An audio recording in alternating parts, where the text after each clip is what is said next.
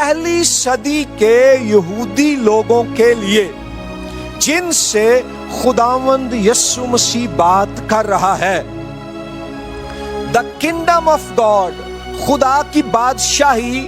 یہ صرف ایک روحانی تصور، اسپرچول کانسیپٹ نہیں تھا، یہ اس دور کا ایک ہاٹ برننگ پولیٹیکل اور نیشنل ایشو تھا، کیونکہ سنس 63 BC 63 قبل از مسیح سے رومن ایمپائر نے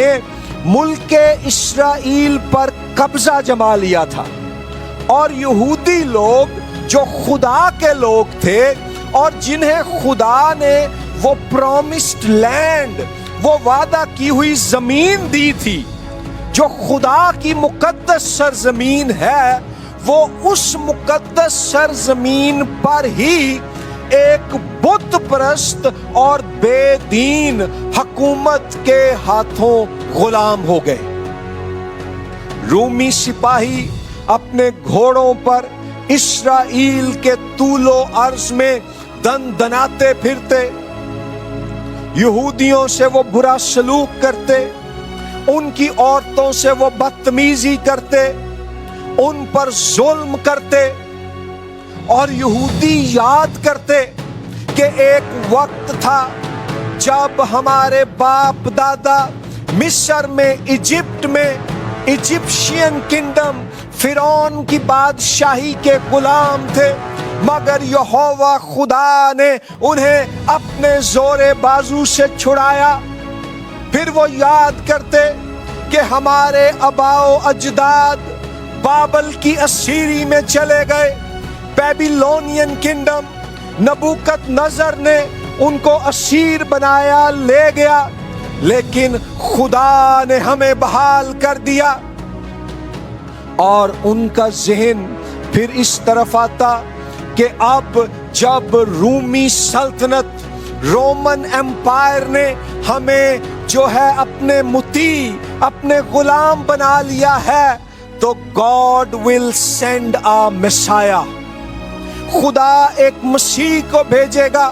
and by Messiah they meant a savior king، ایک نجات دینے والا بادشاہ،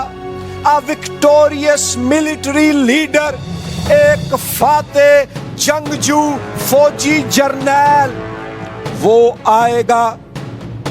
اور ہمیں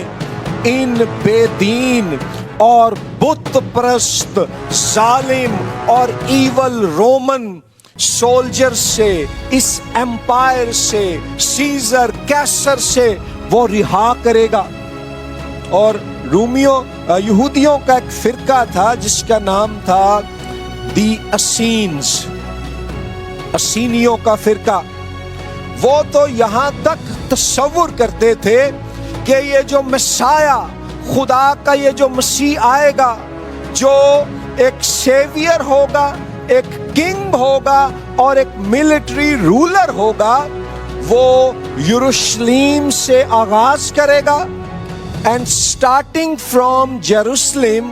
وہ اپنے گھوڑے پر یہودی فوجوں کے ساتھ سفر کرتا ہوا، جنگیں لڑتا اور خدا اور اس کی قوم یہودیوں کے دشمنوں کو شکست دیتا دیتا سٹی آف روم، جو آج موجودہ اٹلی میں ہے، وہاں جو رومن ایمپائر کا کیپٹل تھا اس دور میں، وہ وہاں پہنچے گا، اور وہاں پھر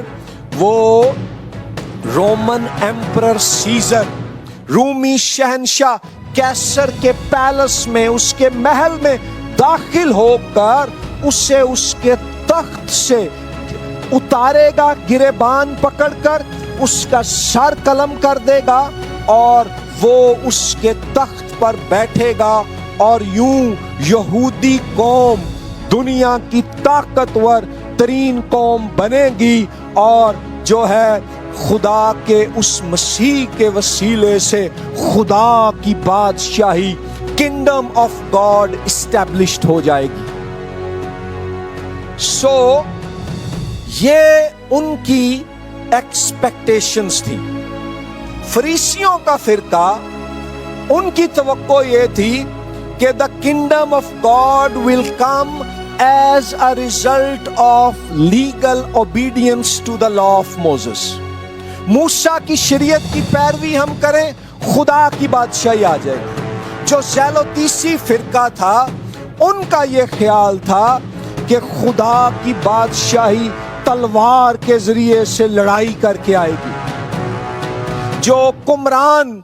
की वादी में बसने वाले यहूदी थे, वो कहते थे कि खुदा की बादशाही खुद को करप्ट यहूदी मजहबी लीडरों से अलग करके आएगी। हर एक का अपना तसव्वुर, अपनी सोच, अपनी तवक्को। ऐसे में जब खुदावंद यीशु मसीह आता है और यीशु मसीह से ये तवक्को है कि ये वो बादशाह होगा जिसका वादा किया गया है, तो प्रॉब्लम ये हुई कि यीशु ने कहा, हाँ, खुदा की बादशाही आ गई है। The kingdom of God has arrived but not in the way and form that you expected. जैसे तुम तवक्को करते हो, खुदा की बादशाही ऐसे नहीं आएगी। मसलन उस दौर की रोमन एम्पायर और उनसे पहले जो ग्रीक एम्पायर थी, और आज भी दुनिया में जितनी भी एम्पायर्स हो गुजरी हैं या हैं, जो वर्ल्डली एम्पायर्स हैं, जो दुनिया की सल्तनतें और बादशाहतें हैं,